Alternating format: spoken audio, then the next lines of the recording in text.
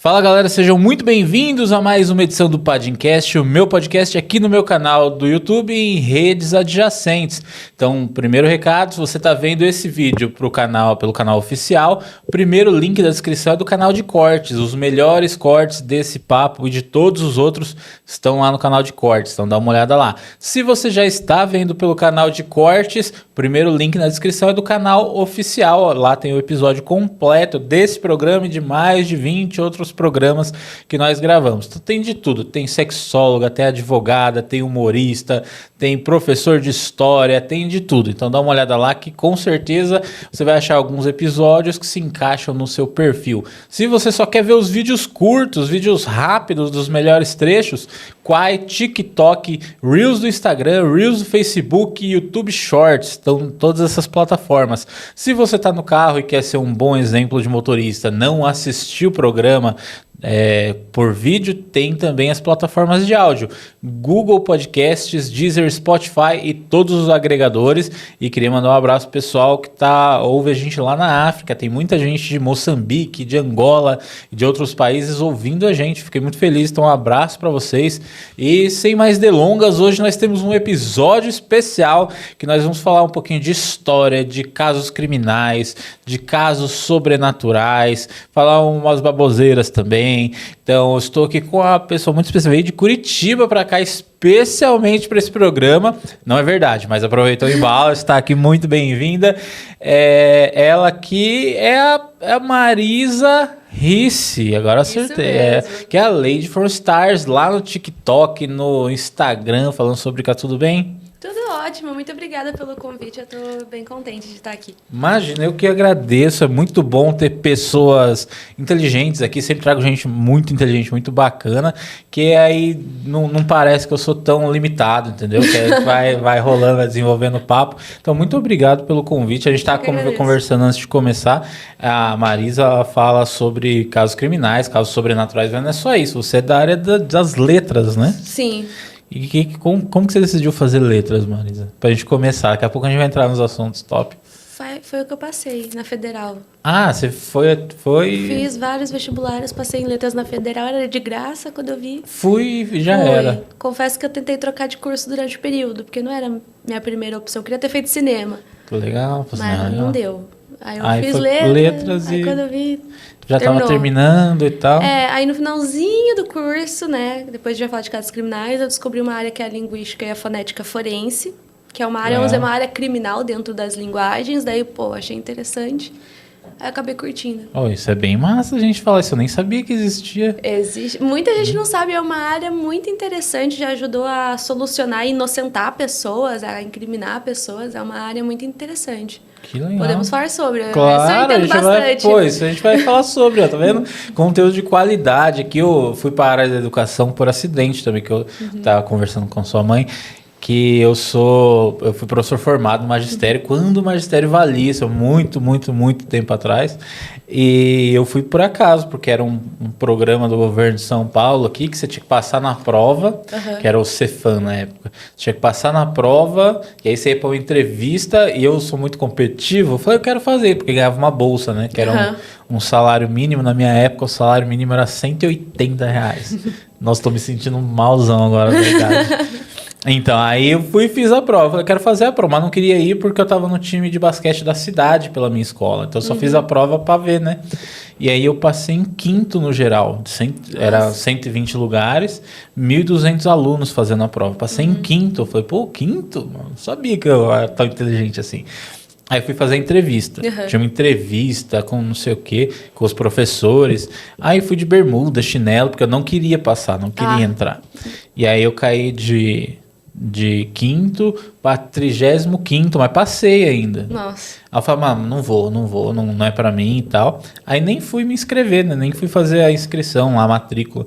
E aí, onde eu tava jogando na escola, meu pai chegou com a matrícula feita. Ele foi lá e fez pra mim. Falei, não quero, bicho. Aí fui.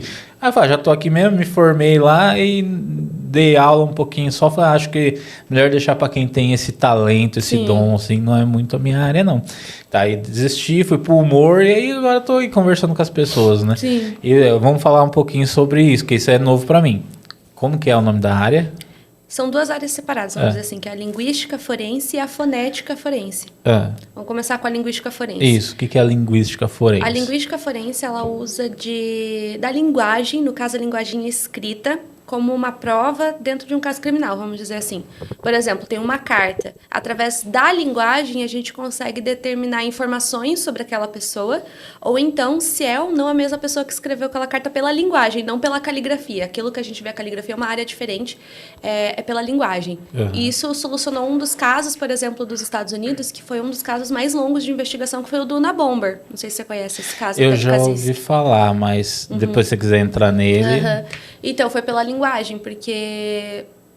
Posso falar um pouco sobre o caso? Acho que é mais fácil para entender. Esse Unabomber, ele foi falado sobre ele em algum lugar da Netflix, não foi? Tem muita coisa Eu vi alguma coisa dele. Tem série. Conforme a gente for falando, vai clareando minha mente. Mas vamos entrar no caso dele, não tem problema.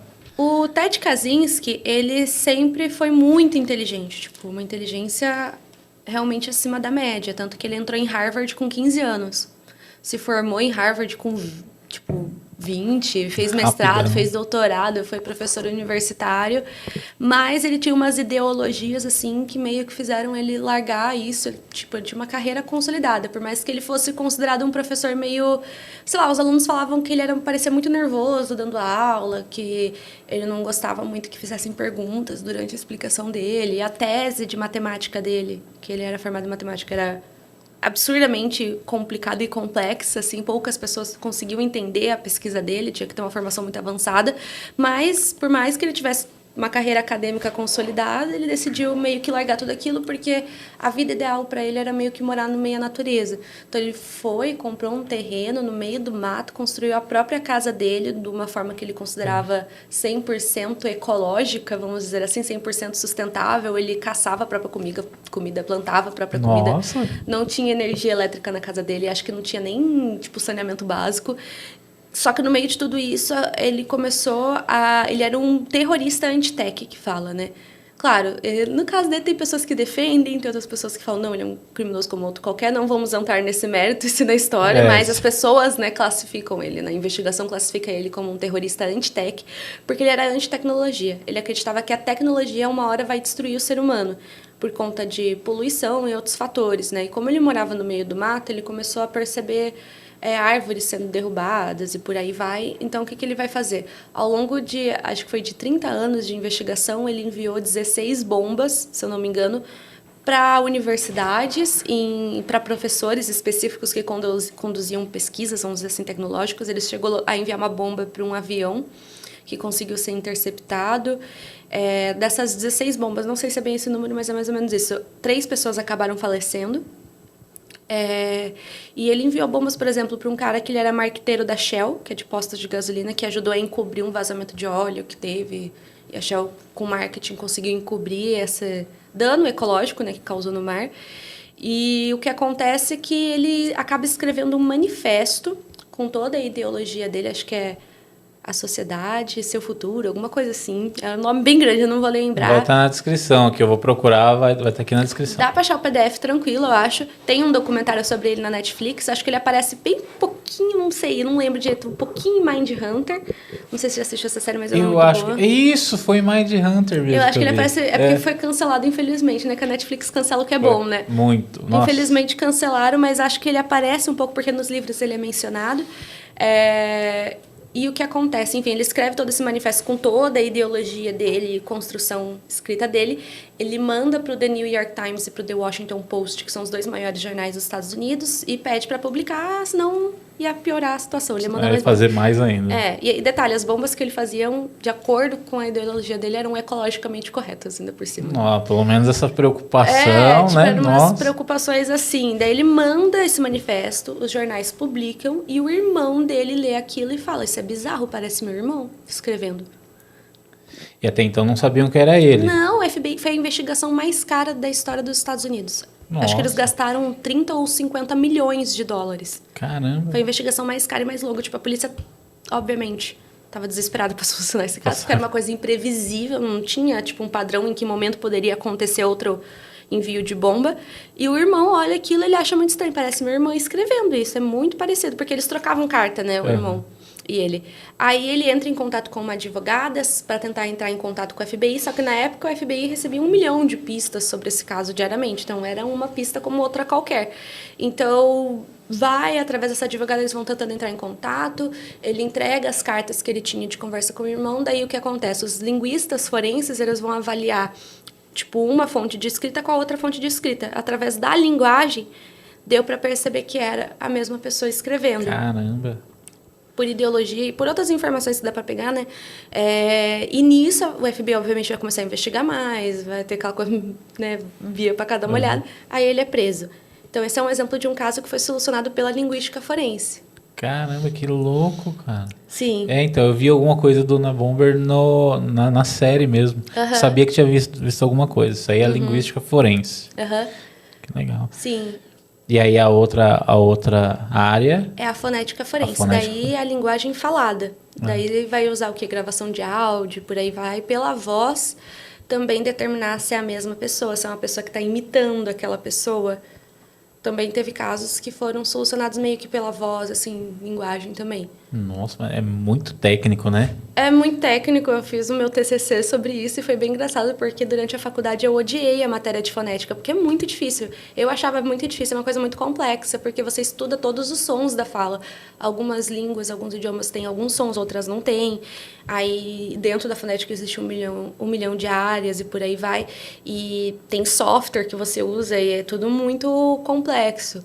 Mas é uma área muito interessante. Não é muito conhecida, mas é muito interessante. Tem um caso também que ele é pouco conhecido, que foi solucionado pela fonética, principalmente, que é muito louco.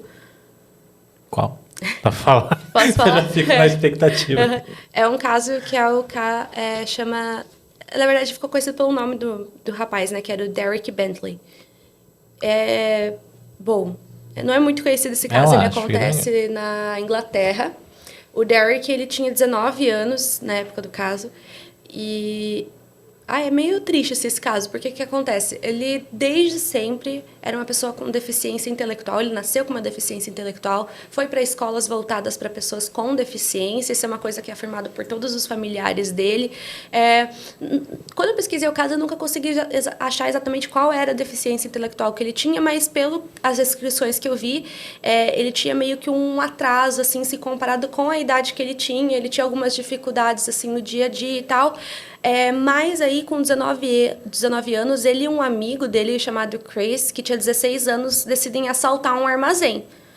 Não sei exatamente o contexto que levou eles a fazer isso, mas eles decidiram assaltar um armazém durante a noite, né? Invadir o local, pegar algumas coisas e ir embora. Só que nisso, eles sobem no telhado do armazém e alguns vizinhos acabam vendo e eles chamam a polícia. Quando a polícia chega, eles rendem o Derek estava imobilizado pela polícia. E quem estava com a arma era o amigo dele, o Chris, que estava segurando a arma e tal. E nisso, o policial pede para o Chris entregar a arma. E o Derek fala uma frase que é "Let him have it, Chris". Só que o problema é que essa frase no inglês ela é ambígua. Ela pode significar tanto entrega a arma quanto atira nele. E vai lembrar, o Derek estava já imobilizado pela polícia, era o amigo dele que estava com a arma. E o amigo atira no policial e mata ele. Nisso, o amigo dele, por ser menor de idade, ele vai para um julgamento separado por conta da idade, a constituição de cada país é diferente. Ele é condenado a medidas socioeducativas e por aí vai, e o Derek é condenado à morte. Porque ele foi considerado o mandante do crime. Tem aí, obviamente, ele é levado a interrogatório, esse tipo de coisa. Normalmente é gravado o áudio e tal. Era a única coisa que tinha o áudio e que ele teria dito essa frase que, de acordo com a polícia, significou que era para atirar e por aí vai. Ele era o mandante. Ele morre na forca. E a família fala, não faz sentido, isso é muito estranho, tipo, a frase realmente poderia ter significado outra coisa e tal. Eles entram em contato com um linguista forense, que era William, alguma coisa o nome dele, e ele começa a analisar. Tipo, realmente, a frase era ambígua, ela podia significar as duas coisas. Ele pega o áudio que a polícia tinha da confissão do Derek, que ele era o mandante do crime, e descobre que o áudio tinha sido manipulado. Porque, através da linguagem, as frases não se encaixavam. Principalmente por causa da palavra them, que significa então. Por exemplo, tinha alguns cortes assim, do áudio que ele fala então, aí corta para uma frase nada a ver, que não tem o mesmo contexto. Não faz sentido ter um então antes, e nisso ele descobre que o áudio tinha sido manipulado, aí o Derek recebeu um perdão póstumo. Fez todo sentido nesse caso, né? Que ajudou pra caramba, né? Eu fico meio nervosa quando tem essa coisa do perdão póstumo, porque, tipo... Você teve um monte de oportunidade, né? Sim. É assim, era se você tivesse... Não era nem oportunidade, se você tivesse seguido o cronograma da investigação, seguido uma investigação séria, sem querer puxar o lado, porque existe muito isso, né? Nesse caso, mataram um policial. Então, obviamente, a polícia tende a querer condenar, querer mostrar que condenou o cara, que matou o policial. E às vezes, como nesse caso, é de uma forma não muito e tradicional. Como eu falei, né? foi uma coisa estranha, porque não foi ele que deu o tiro, né? Foi o amigo dele que deu o tiro. Ele já estava imobilizado. Então, tipo assim, é uma história muito estranha e infelizmente tem muitos casos assim, né? De injustiças, assim, da pessoa ser condenada à morte e depois descobrir que a pessoa era inocente. Tem muitos. Então, e só pela investigação, e também na hora, obviamente, durante o roubo, eles não sabiam disso, mas depois da investigação, a própria polícia sabia também que o rapaz tinha uma deficiência intelectual. Então, isso deveria ou poderia ter entrado na investigação também, né? Sim, essa é outra questão também, né? Porque a pessoa pode passar por avaliações psicológicas, enfim, e daí dá que ela pode ser considerada inimputável ou não. Como é um caso menos conhecido, ele é mais conhecido dentro da minha área mesmo de pesquisa, é meio difícil de achar muitas informações sobre, tipo, como foi o julgamento e tal, se isso foi levado em consideração ou não. A única coisa que eu sei é que, infelizmente, ele veio a falecer. Teve essa chance, né? Então, eu conheço um caso, eu falei com você ontem ou anteontem, que o meu nome é baseado em um criminoso também. Sim. E meu nome é Chessman, né? E vem nos anos 60, nos Estados Unidos, tinha um caso que era o do bandido da luz vermelha. Até teve um bandido da luz vermelha no Brasil também, que era meio que inspirado nesse cara nos Estados Unidos. O nome desse cara era Carol Chessman.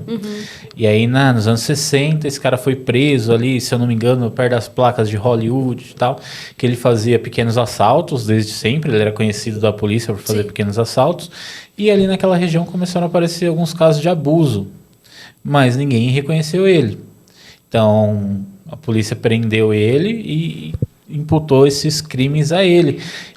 Depois de tortura, ele assumiu que tinha sido ele. Isso ele falou preso, que ele confessou sobre tortura.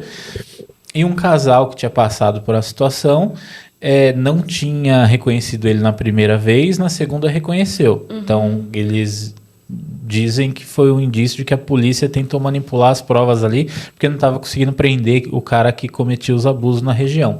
E aí dentro da cadeia ele começou, por que o caso dele ficou famoso? Porque dentro da cadeia ele começou a estudar para fazer autodefesa, e aí no dia do julgamento ele fez a autodefesa. E foi condenado à morte. E aí o tempo que ele passou no corredor da morte, ele escreveu vários livros, inclusive um chama A Lei Quer Que Eu Morra, que fala sobre os abusos policiais que ele sofreu, por que eles estavam querendo imputar esse crime a ele, sendo que ele tinha assumido todos os crimes que ele tinha cometido, os roubos, os furtos e tal, mas que esse crime não era dele e tal, e a polícia estava jogando tudo para cima dele. Acho que ele escreveu 3 ou 4 livros na prisão, e acho que umas 4 vezes a pena dele foi adiada. Sempre adiada. E na última vez era para ter sido adiada, e aí dizem que quem mandava lá, não sei se o governador, geralmente alguém, o governador. ia ligar para adiar a sentença dele, mas já tinham jogado a cápsula lá, que foi na morte na câmara de gás lá, e aí já tinham começado a execução dele. E aí morreu, e aí depois da morte dele o caso foi considerado inconclusivo, e aí dizem que até hoje é um debate nas universidades que trabalham sobre direito o caso dele. E aí isso foi nos anos 60, acho que foi em maio de 1960, antes do meu pai nascer. Meu pai nasceu em julho, e aí meu avô queria colocar Chessman, porque rodou o mundo esse caso e tal, queria colocar Chessman no meu pai. E aí minha avó, que é um pouquinho mais sensata, falou, não vai colocar nome de bandido no meu filho, e não colocou. Como meu pai não conheceu o pai dele, até então não conhecia o pai dele, que eles se separaram, foi cada um para um canto. Meu pai é uma pessoa que trabalha muito com lógica, né? Meu pai é Dalton, porque no mesmo ano também teve o Dr. Dalton, que foi o médico do daltonismo e tal, não sei o quê. E aí minha avó falou, não, vou colocar o nome de doutor. E aí meu pai virou, como ele diz, peão. E aí na cabeça dele pensou, se eu tenho nome de doutor, virei peão, se eu colocar nome de bandido no meu filho, talvez dê certo. A lógica, né? E aí colocou o nome em mim e me castigou com esse nome. Mas eu gosto, tô brincando, falo brincando. Mas assim, é mais um caso que aparentemente a polícia pode ter sido tendenciosa ali para incriminar a pessoa, sabe? E até hoje é inconclusivo. Então, mas eu fiquei de comprar os livros, tem os livros traduzidos, eu fiquei de comprar. Tem no sebo, tá R$7 o livro. E eu não tomei vergonha na cara ainda de comprar. Mas eu acho legal pra caramba. Eu acompanho muitos casos e eu vejo, comecei a ver muitos casos criminais, mas eu queria saber de você, como que você começou? Falar, vou gravar sobre casos criminais. Como que foi esse processo pra você? Porque não é sua área, aparentemente, né? Você veio das letras. Sim, tanto que quando eu fiz o meu TCC e tal, comecei a fazer pesquisa acadêmica dentro da área, eu já tinha o perfil fazia 2 anos, né? Então foi bem no finalzinho que eu me formei e peguei o diploma agora esse ano. Eu não sei exatamente o porquê. Quando eu era criança, eu gostava muito de assistir Scooby-Doo, sabe? Coisa de investigação. Nossa, que legal, né? As nossas coisas de investigação eram Scooby-Doo. E CSI. Tudo bem que eu acho que eu não sei se eu tinha idade pra assistir CSI na época, mas eu assisti. Eu lembro que passava na Record CSI Las Vegas, que eu falo que é o melhor de todos. Não vem com CSI Miami, Nova York. O melhor pra mim é Las Vegas. É o melhor. Se você não concorda, eu sinto muito. Se você não concorda, melhore. É que eu sei que a maioria das pessoas não gostam do CSI Nova York e muitas gostam do Miami. Que o Miami acho que foi o que passou mais tempo, não sei, né? Os caras assim, mas eu prefiro Las Vegas. Eu acho Las Vegas, sei lá... Não sei, era o que me cativava e eu assistia, eu achava aquilo muito interessante. Só que, tipo, eu era criança, assim, tipo, não tinha noção que, sei lá, que no futuro eu iria falar sobre isso, né? Mas eu achava muito interessante, acho que talvez tenha começado assim. Aí na adolescência, né, adolescente com internet, no meu caso, aí eu comecei a ver creepypasta, essas coisas de terror. Eu sempre gostei de filme de terror ou filme de investigação de suspense. Então, comecei vendo histórias ficcionais, aí depois eu comecei a ver histórias sobrenaturais, assim, tipo, do mundo real, vamos dizer assim, né? Eu gostava, confesso que eu gosto de ver umas coisas de alienígena também. Bom, não é, cara? É muito legal. Eu acho massa também. Alienígenas do passado. Nossa, passa todo dia isso, né? Passa. O History é alienígenas do passado e Trato Feito, praticamente, né? Só tem isso. Exatamente. História não tem nada. É só o nome do canal. Se bem que eu acho que agora eles fizeram depois o History 2, aí parece que no History 2... no History 2 tem, né? O H2 lá. Mas no History original não tem. Daí, né, vendo casos sobrenaturais, eu comecei a ver casos reais, né? Porque geralmente os perfis que falam de sobrenatural às vezes acabam falando de real também, ou às vezes tem casos assim que tem um pouco dos dois ao mesmo tempo. Daí eu comecei a ver, eu achava que era interessante, mas isso, tipo, na adolescência e tal, também não pensava nisso. Eu já queria fazer vídeo nessa época, mas eu era muito tímida, daí eu acabava não fazendo, mas já vinha assim no plano das ideias. Aí durante a pandemia em 2020 eu baixei o TikTok por pressão das minhas amigas. Eu lembro que eu não queria baixar o TikTok. Então eu pensava, não parece que é legal, não sei o que. A gente tem um preconceito com o TikTok, né? E eu tenho uma amiga que ela só baixou tipo o TikTok esse ano, porque a gente falou baixa. Ela fala, foi a pior coisa que eu fiz na minha vida, porque agora eu não consigo sair de lá. Esse é o problema do TikTok. TikTok Os primeiros dias é meio estranho, porque aparecem uns vídeos muito ruins, né? Que ele tá que o algoritmo vai moldando o seu conhecimento. Mas ali, depois né? que ele te molda, assim, na minha opinião, fica perfeito. Aí eu baixei o TikTok, comecei a ver e tal, comecei a gostar. Aí no começo eu postava uns vídeos aleatórios, assim, tipo trends. Eu lembro que eu fazia vídeo provando energético, assim. Legal. Que era bem na época, assim, que a Monster, principalmente, assim, não sei se pode falar o nome de marca, mas falei, pode. Vindo novos sabores e tal, aí tinha mais lançamentos com mais frequência, daí eu ficava provando, a pessoa gostava, comecei assim. Aí eu pensava, não, acho que eu preciso de um assunto. E como eu já, enfim, gostava de pesquisar sobre esse tipo de assunto, na época não tinha tantos criadores de conteúdo sobre casos criminais assim, eu falei, bora, isso, né? Também, tipo, eu não gostava de criadores que contavam um caso dividido em muitas partes, sei lá, me incomodava às vezes que claramente dá pra ver que a pessoa tava dando uma enfeitada, vamos dizer assim, no caso. Pra gastar o tempo, né? Uma fake news, assim, ali, aqui, daí eu pensei, já que eu tô incomodada, é melhor eu fazer do meu jeito, né? Que eu falo assim, não precisa dar risco na pessoa, se tá incomodado, faz do seu jeito, né? Aí eu pensei, então... Tá incomodado? Vai lá e faz melhor, então. Aí você foi e fez. Não digo que eu fiz melhor, mas eu digo que eu fiz do meu jeito. Já fez, né? Sim. Aí foi meio que por causa disso. Foi meio que uma bola de neve. Aí quando eu vi, tô aqui. Quando vi, eu tava fazendo. Você falou dos vídeos de várias partes. Tem um perfil que eu queria recomendar que é muito bom, que chama Rony Resume. Putz. Rony Resume, um abraço pra você. Sim. Você acaba com a ansiedade das pessoas. Que ele pega, pra quem não sabe, o Rony Resume, ele pega os vídeos que são várias partes, ou o vídeo que é muito longo, a pessoa fica enrolando demais, e ele faz um compilado desse vídeo. Então, tipo, 15 segundos, ele fala, esse vídeo no final vai acontecer isso, e pronto, acabou. E é vários vídeos num vídeo só. Então, e vários vídeos num vídeo só. Você vê vários casos em um vídeo de 1 minuto. Sim. E ela salvou muito meu TikTok, viu? O Rony Resume, o algoritmo me manda todo dia, porque eu consumo muito ele. É quase um programa de notícias, assim, diário. E, nossa, você falou que você começou já com... Você gosta de ver o History, essas coisas assim. O History, eu não sei quem é que faz o roteiro deles, mas essa pessoa é muito boa, porque eles fazem a gente ter medo de coisa que não precisa, sabe? Tinha uma época que de madrugada passava um programa sobre sereias serem reais. Sobre sereia. Falei, mano, que besteira, sereia, mano. Porque tem a sereia e aí tem a aparição. Falei, mano, eu não vou assistir isso, eu me recuso. Aí um dia eu estava 2 horas da manhã, embriagado em casa, que eu tinha voltado de um show. Liguei a televisão e tava passando o negócio da sereia. Falei, vou ver esse bagulho da sereia, que não faz sentido pra mim. E era muito bom, muito bom. Era tão bom, eu em São Paulo, no 22º andar, fiquei com medo de aparecer a sereia no banheiro de casa. Assim, vai que sai do esgoto. Falei, vai que sai do esgoto, aí que aparece na piscina do condomínio, cara. É bizarro, eles são muito bons, muito bons. E eu comecei a ver histórias, falo das histórias... Olha como são as épocas, né? Você assistiu CSI Las Vegas. Eu lembro que as primeiras histórias sobrenaturais que eu vi, ou de crimes, ou de alienígenas, foi no Fantástico, no programa do Ratinho. Linha direta. Tinha um que chamava Você Decide. Você Decide ativava o pior que existe numa pessoa. Porque eram uns casos cabulosos, assim. E aí você tinha 2 opções... E as 2 opções eram ruins, não tinha uma saída fácil. E aí você pegava, você ligava pra lá pra votar. E aí eles tinham 2 finais, né? E aí o final mais votado era o que passava no final do programa.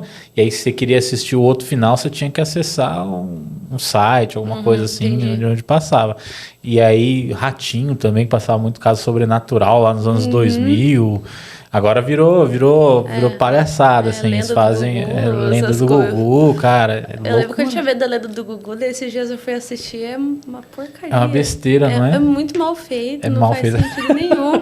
Eu fiquei até com vergonha de ter sentido medo daquilo. Mas era a época, né? Era o auge da tecnologia. Era a época, e era uma época que as informações passavam de formas diferentes. Sim. Eu lembro que teve um delírio coletivo em São Paulo, que eu devia ter o que, uns 10 anos na época, eu tô com 35, que era o delírio coletivo da Gangue dos Palhaços. Teve isso lá em Curitiba? Não sei onde você morava na época, né? Não, mas em Curitiba eu não lembro de algo semelhante. Deve ter, mas era assim, resumindo, para quem é muito novo, saiu uma notícia em algum lugar, de boca a boca, eu não sei de onde surgiu esse boato, que tinha uma gangue de palhaços, de homens vestidos de palhaço, que andavam com uma Kombi por São Paulo. Gotham City. Total. E aí eles pegavam crianças desacompanhadas e as crianças sumiam, eles vendiam os órgãos das crianças e tal. Era o Homem do Saco motorizado. Um grupo de Homem do Saco. Eles alugaram uma van. E aí eu sei que isso pegou de um jeito que à noite não tinha criança na rua. Porque o pessoal, você tinha uma criança na rua, viu uma Kombi, saia correndo, cara. E isso ficou um tempo. Tem gente que até hoje acha que é verdade. Fala, mano, como que pode? E aí hoje a gente sabe que é um delírio coletivo, assim, né? Não é uma parada... Um delírio coletivo, esse é antigo. Eu conheci porque uma pessoa falou, você já ouviu falar disso? Daí eu fui pesquisar, o do Bebê Diabo, que teve no ABC. Bebê Diabo?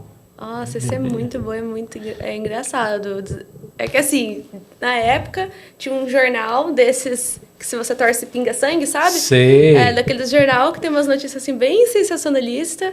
Eles decidiram fazer uma manchete falando que o bebê diabo tinha nascido, acho que em São Bernardo, alguma coisa assim. Tinha nascido em São Bernardo. E ele nasceu falando, xingando a mãe, ameaçando a mãe de morte. Ele tinha um rabo, ele tinha... pelo, ele tinha chifre E, enfim, e eles fizeram essa publicação, resultado, esgotou o jornal nas bancas. Todo mundo comprou, porque todo mundo ficou curioso com o Bebê Diabo. Aí o que os jornalistas, né, os donos do jornal, pessoal, vão fazer mais? Acho que eles fizeram umas 20 manchetes sobre o tal de Bebê Diabo. Aí tinha a manchete que falava que ele ameaçava os médicos e todo mundo dentro do hospital. Aí teve depois a manchete que ele fugiu do hospital. Que ele pegou um táxi, xingou o taxista, que ele subia nos telhados. Porque é super normal o taxista parar com um bebê no meio da rua. Ele pegou um táxi, e teve um outro que falava, ai, quem é o pai do Bebê Diabo? Falando que é um homem que usa chapéu pra esconder os chifres, umas coisas assim. E todo mundo desesperado, achando que o Bebê Diabo, tipo, era real. E teve uma outra, é que, tipo, tem os prints do jornal. Se você for colocar no Google Bebê Diabo do ABC, você consegue ver os jornais da época, tipo, assim, as manchetes. Tinha um que falava que ele enlouqueceu uma mulher, sabe? Umas coisas assim. Só que o tempo foi passando, o pessoal começou, tipo, a não comprar muito jornal. Daí eles acabaram meio que falando que o Bebê Diabo foi pro Ceará. Daí acabou a história. Foi pro Ceará. Literalmente foi pro Ceará. Desculpa, pessoal do Ceará, mas o Bebê Diabo deve estar aí agora. O Bebê Diabo deve estar aí. E foi umas coisas assim, mas o que era realmente? Foi uma criança que nasceu com uma deformidade no hospital e passou por uma cirurgia, como é que eu posso dizer? Fugiu a palavra, né? Fez a cirurgia... Fez a cirurgia plástica para corrigir. Acho que ele nasceu que algumas pessoas nascem com uma estruturazinha assim, como se fosse um rabinho mesmo, né? Daí ele fez a remoção, vamos dizer assim. Era essa a notícia, só que, tipo, aumentou num nível que trouxe um pânico para São Paulo e região na época. Isso foi na década de 70. Jogar no Google lá, falar, Bebê Diabo, onde está, o que come e tal, mostrar quem que é a pessoa hoje. Sim, era umas coisas assim... Tipo, o Brasil isso é fake news, essas histórias que espalham. Né? Mas, assim, é muita loucura que acontece, né? Acho que por causa da época. Eu lembro que tem uma história que foi de uma radionovela, acho que nos Estados Unidos, que causou pânico na cidade. Sim, que era de uma invasão alienígena. Sim, essa é E aí eles iam boa. contar a história da invasão alienígena, e era uma radionovela, só que... E era uma rádio flopada ainda, era uma paradinha simplesinha. E quem acompanhou a história do começo sabia que era uma radionovela, porque eles falaram que era. Só que começou a entrar gente no meio, pegando o assunto no meio, e eles narraram a radionovela como se fosse uma invasão real, mas eles estavam encenando que era uma... E aí o pessoal assustou, começou a indicar, falou, gente, põe na rádio que tá tendo uma invasão alienígena, e o caos se instaurou de uma forma, assim, que eu não sei se morreu gente, mas pode ter morrido gente, porque é uma loucura, assim, o pessoal pirou. Esse caso é bem conhecido. Tem muito caso doido, assim, e cara, acho muito massa. E os casos que você gosta mais de contar são os casos de quê? Os sobrenaturais ou os casos reais? Os casos reais. Eu tenho uma série no meu perfil do TikTok que é sobre casos sobrenaturais que o pessoal tem curtido bastante, assim, tem dado bons resultados, vamos dizer assim, que o pessoal tem gostado. Mas eu acabo sempre preferindo pesquisar por casos reais, até porque é um interesse particular meu. Eu acabo dentro desse, vamos dizer assim, a categoria que eu mais pesquiso seria serial killers, que é o que me chama um pouco mais de atenção, tipo de comportamento e por aí vai. E os casos sobrenaturais eu também acho interessante. Geralmente eu conto também, mas, vamos dizer assim, não é a minha primeira opção. Até porque eu particularmente acho um pouco mais difícil de achar casos mesmo, sabe, desse tema. E aí, tem essa pegada... deixa eu ver se eu consigo fazer a pergunta de uma forma inteligente aqui. Você conta muito casos sobre serial killers, sobre casos reais e tal. Tem um caso que, lógico, não é o caso do seu coração, porque são casos de morte, na verdade. Mas é um caso que você tem um carinho especial por contar, que você fala, esse caso aqui eu acho que é o caso mais foda que eu conheço. Acho que eu entendi essa pergunta, assim, o caso, assim, tipo, vamos dizer, como mais passei tempo pesquisando, vamos dizer assim. O que mais te marcou, assim, que você teve mais... Que você gostou mais de contar pela pesquisa que você fez, que você se aprofundou mais, que chamou mais a sua atenção. É que eu acho que tem vários casos que ao longo da... Eu pesquisei mais de 200 casos, né? Que me chamaram a atenção ou me marcaram tipo, de maneiras diferentes. Mas um que eu pesquisei muito assim, a fundo, que eu lembro que foi um dos primeiros casos que eu vi. Eu lembro que eu fiquei chocada assim, com as informações. E eu lembro que eu acho que eu vi todos os vídeos que tinha no YouTube. Isso antes de eu ter o meu perfil, que é aquele Diet Love Pass. Esse eu não conheço, eu acho. Esse caso é muito longo, assim. Não, ele é enorme. Calma, dá pra gente fazer um compilado dele, não dá? Dá, vou tentar dar uma bela resumida, mas, gente, esse caso é enorme. Relaxa, depois, ó, se vocês gostarem, vai ter um corte desse caso. Se vocês gostarem, tem esse no seu canal? Eu tenho no meu podcast. Tem no seu podcast, depois pesquisem lá, o podcast dela também tá aqui na descrição, vejam lá o completo depois. Lá no podcast, inclusive, eu acho que tem mais de 1 hora. Nossa. Só falando desse caso, que ele é muito complexo. Basicamente, vai ser durante a União Soviética, mas a região geográfica atual seria na Rússia. É um grupo de 10 amigos que já costumavam fazer escalada e por aí vai. Eles decidiram fazer uma viagem onde eles iam escalar uma montanha, tudo de boa, assim. Eles já tinham feito isso antes, já tinham experiência com isso. Começa a viagem vai no normal. Eles tinham câmeras fotográficas, assim, todas as coisas, assim, tipo diário de bordo, que eles iam anotando tudo, relatório. Era uma coisa muito organizada, tiveram muitos registros. Aí, enfim, foi conduzindo a viagem, era uma viagem de dias, que eles iam de trem, outra parte eles iam andando, de carona e tal, eram muitos amigos mesmo. Um dos amigos acabou ficando doente, ele já tinha problema de hernia de disco, ele tinha um problema no joelho, começou a machucar muito ele voltou para casa, ele vai ser o único que vai sobreviver. Eles chegam mais ou menos ali na região da montanha que eles queriam fazer a escalada e tal, acampar. Eles têm contato com um povo indígena que morava ali, aí eles acabam conhecendo sobre as lendas que tinham lá.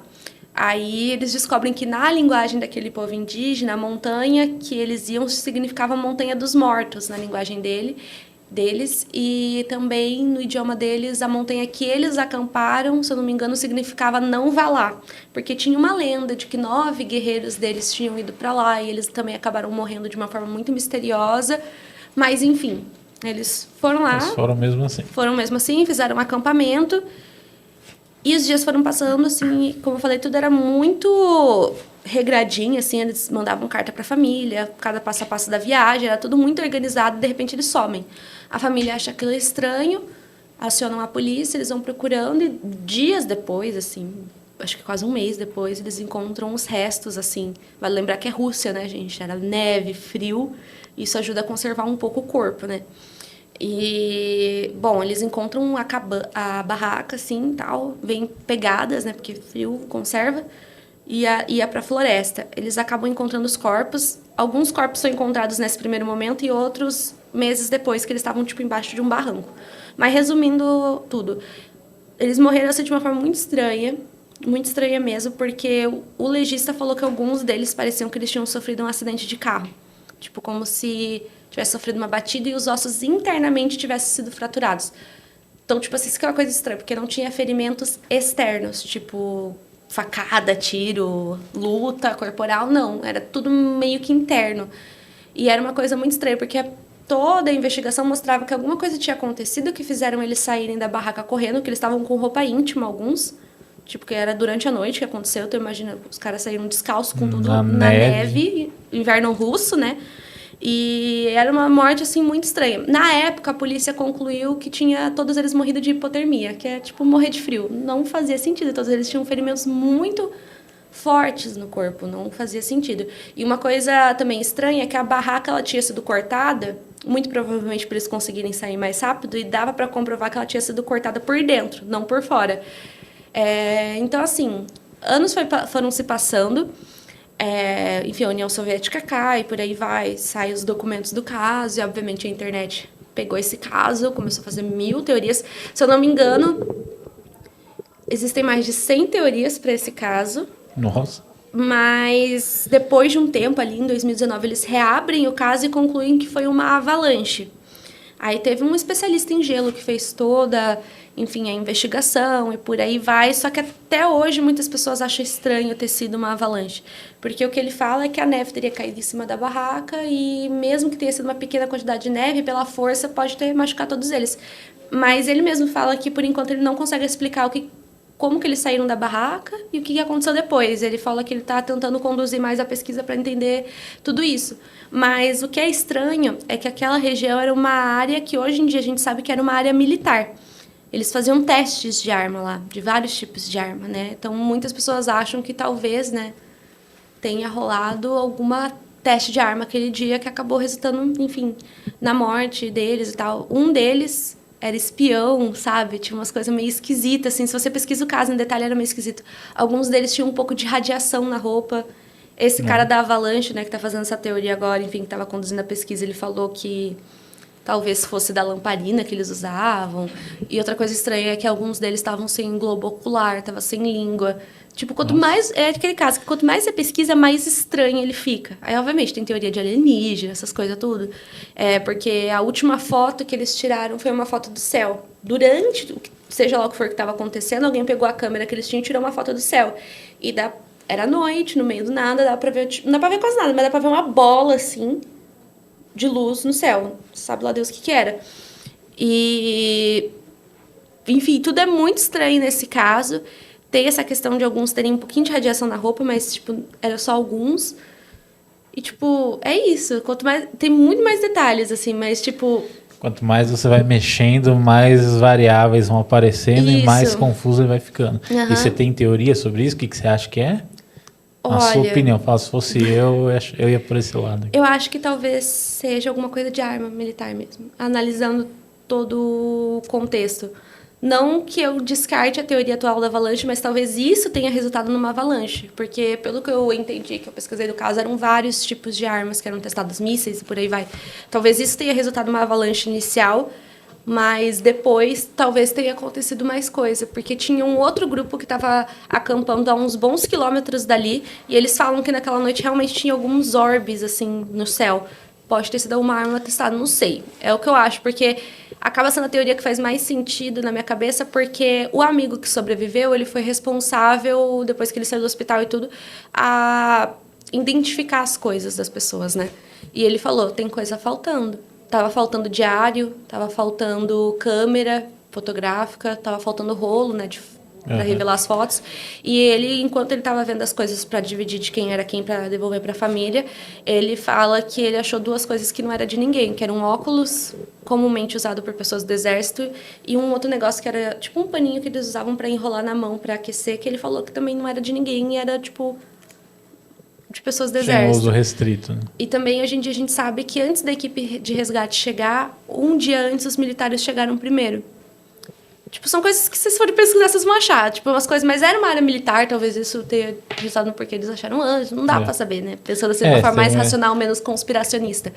Não dá pra entender muito bem o que aconteceu. E esse amigo também, né? Que já faleceu hoje em dia. Ele tinha uma instituição em memória aos amigos deles. Esse amigo, ele fala que ele também foi responsável por identificar corpos e por aí vai. E ele fala que ele via alguns militares saindo e entrando da sala com algumas coisas, assim, que ele perguntava o que é isso, ele falava, é os órgãos dos seus amigos, a gente vai fazer alguns testes para tentar descobrir e tal. E ele fala que esses órgãos nunca foram entregues de volta. Não sei, é muito estranho. Tipo assim, eu não descarto que tenha acontecido uma avalanche naquele dia, mas talvez não tenha sido só isso. Porque esse cara que está fazendo agora a pesquisa da avalanche, ele fala que ele vai tentar explicar as outras coisas de uma forma mais racional, mas até agora não saiu essa pesquisa, só saiu a parte de que ele explicou como que poderia ter acontecido a avalanche naquele dia. E aí a galera fica empolvorosa esperando. Fica. Nossa. Tem caso que você vê os outros falando, não precisa dar nome, não, a ideia não é essa, tá? Mas que quando você vê várias pessoas fazendo o mesmo caso e falando muita besteira sobre esse caso, tem algum caso que vocês, no meio de vocês, conhecem por falar, a maioria só fala besteira desse caso? Ah, tem bastante. Porque tem uns que são muito, muito, muito famosos, né? Sim. Então, assim, você vê qualquer canal, qualquer um, e não tô criticando quem faz, não, tá, gente? Mas é tipo Jeffrey Dahmer, essas coisas. Tem muita besteira que o pessoal fala sobre esses casos, fala, mano, não é por aí. Tem. Eu acho que a coisa que acontece muito é somente da mídia, não só canal, assim, mas tipo jornal mesmo. Para eles tudo é serial killer, mas existem diversas classificações diferentes. E nem sempre aquela pessoa, por mais que tenha matado várias pessoas, se enquadra como um serial killer. Uma coisa, por exemplo, o Lázaro, por exemplo, para a maioria dos especialistas, ele não foi um serial killer, e sim um assassino relâmpago. Isso é importante. Por que é importante entender a classificação? Porque a gente consegue entender o comportamento daquele criminoso. Isso é uma coisa que ajuda a prevenir futuros acontecimentos que podem acontecer e até mesmo impedir outros de acontecerem, porque cada criminoso tem o seu tipo de comportamento, vamos dizer assim, né? Então, muitas vezes tem esses erros de classificação que eu percebo, até porque tem algumas categorias que não são muito conhecidas mesmo, né? O pessoal às vezes fica mais no serial killer, no máximo um assassino em massa, relâmpago, tipo, é mais difícil do pessoal conhecer. Então, eu vejo muito em relação a isso e também muita romantização, né? Acaba acontecendo. Eu acho também, às vezes... falta um pouco de empatia. Às vezes eu acho que as pessoas esquecem que está envolvendo pessoas reais, pessoas que morreram, familiares e tal. Eu não falo isso como se eu fosse santa, perfeita. Eu vejo que ao longo de todos os vídeos que eu produzi, lives, enfim, todo o conteúdo que eu já criei, já teve momentos que eu errei sim, tipo, não fui muito sensível na forma que eu fiz, ou depois, sei lá, eu fui pesquisar e descobri que não era bem daquele jeito, mas eu acho que todo criador de conteúdo sobre casos criminais tem que refletir sobre o conteúdo que ele está fazendo em alguma hora. Tipo, será que o jeito que eu estou fazendo tá legal?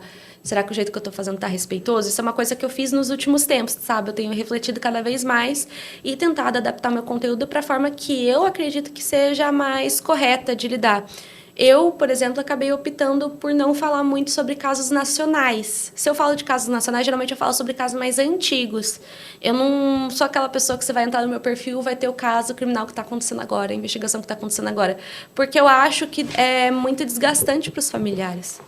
Porque, claro, tem famílias que já aconteceu de entrar em contato comigo. A gente tem um familiar que veio a falecer, a pessoa está foragida, ou a gente não sabe o que aconteceu com ela, pode ajudar a gente? Beleza, a família está concordando que você fale sobre o assunto. Mas tem algumas que preferem não tocar no assunto, porque é muito delicado, né, gente? É uma coisa muito dolorosa. Então, eu acho que uma forma, entre aspas, de eu não afetar uma família é justamente não falando sobre casos que estão acontecendo agora. Geralmente, até os casos gringos, a maioria eu falo sobre casos mais antigos. Não que isso, obviamente, permita a pessoa de contar de qualquer forma. Por isso que eu sempre falo, acho que todo criador de true crime tem que fazer uma reflexão uma hora, sabe? Uma hora você tem que parar e pensar no que você está fazendo. É porque tem muito envolvimento emocional, né? Com certeza. Então, ultimamente eu tenho visto que quem está indo muito em podcasts é a mãe da Isabela Nardoni. Uhum. E muitas vezes eu pensei em procurar esse pessoal, o pai da Liana, que foi uma outra menina também, que, né, morreu ela namorado, só que é muito delicado para a pessoa, porque eu não quero trazer o pessoal aqui para tentar tirar coisa deles, porque não é, tipo, não o que tinha para ser tirado deles já foi, que é o parente ali que faleceu, e é muito pesado isso.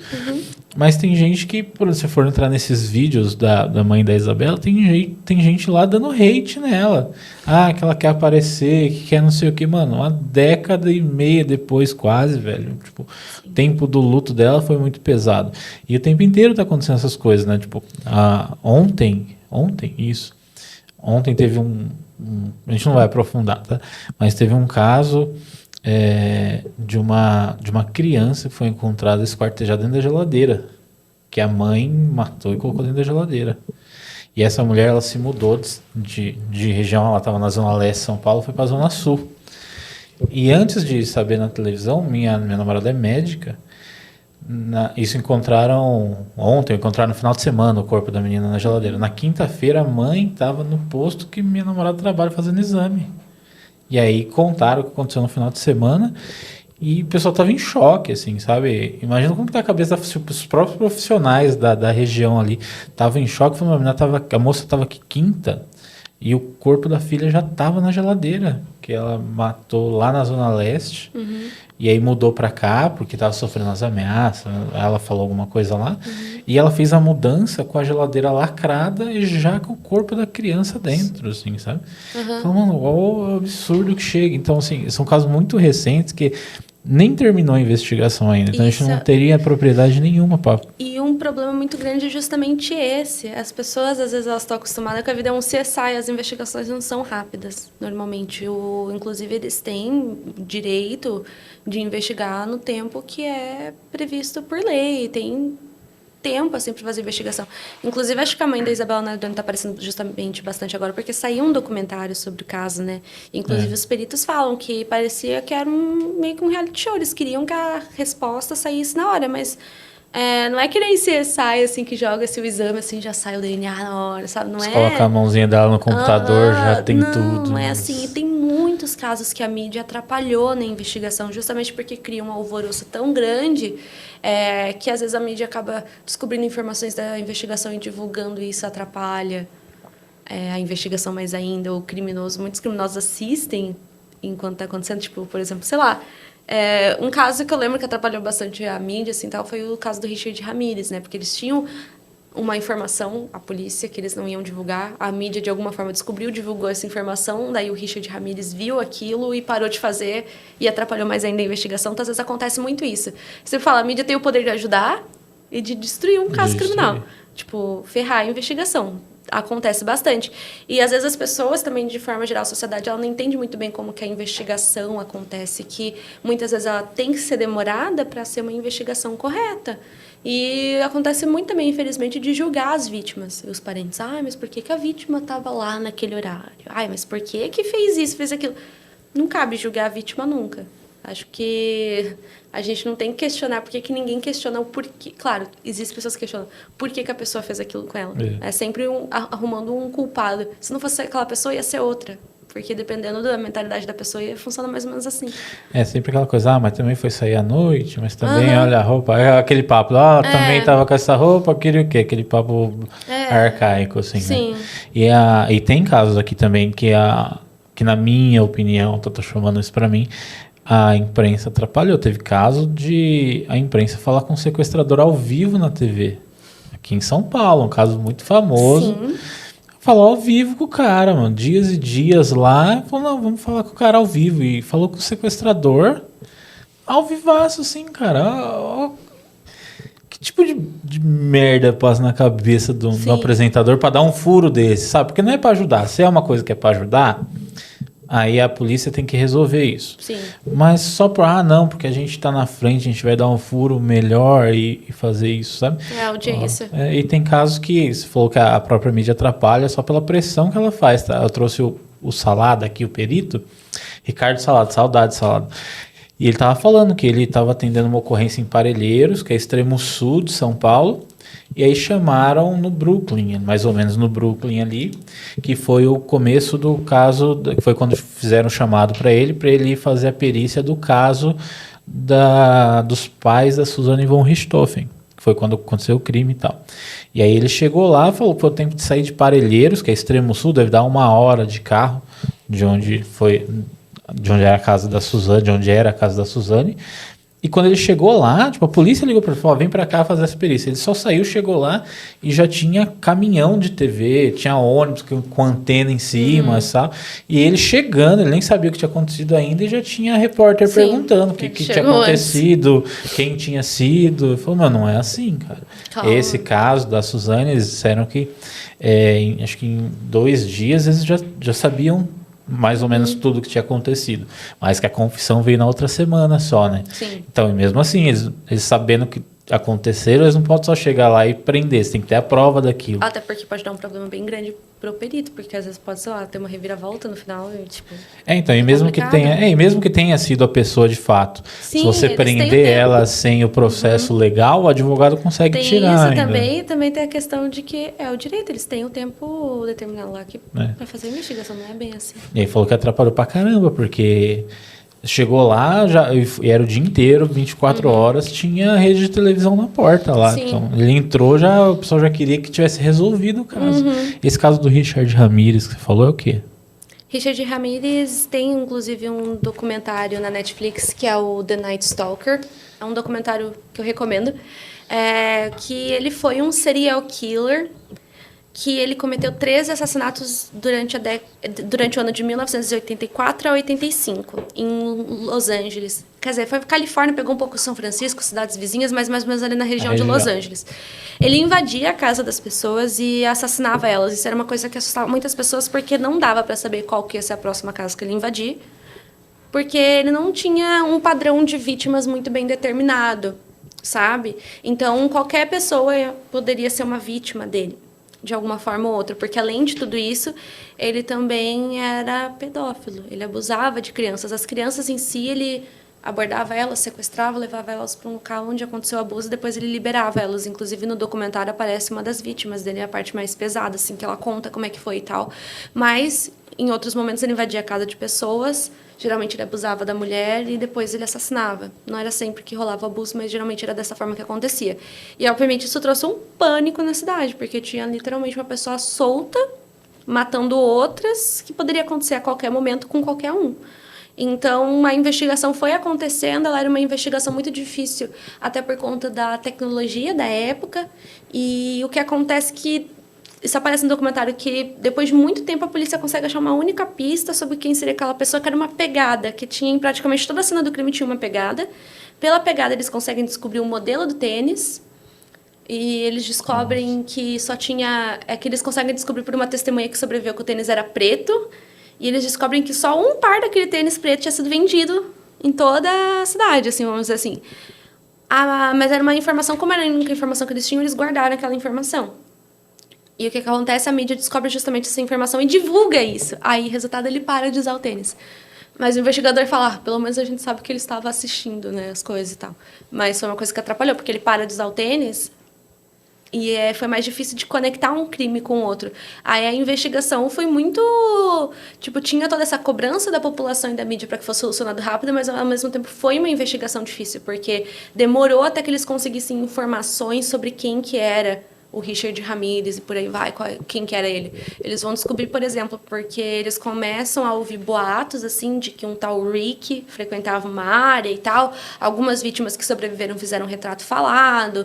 As vítimas falavam que ele tinha dente podre, umas coisas assim. Eles sabiam, descobriram o dentista que ele ia, mas eles não sabiam quem era ele.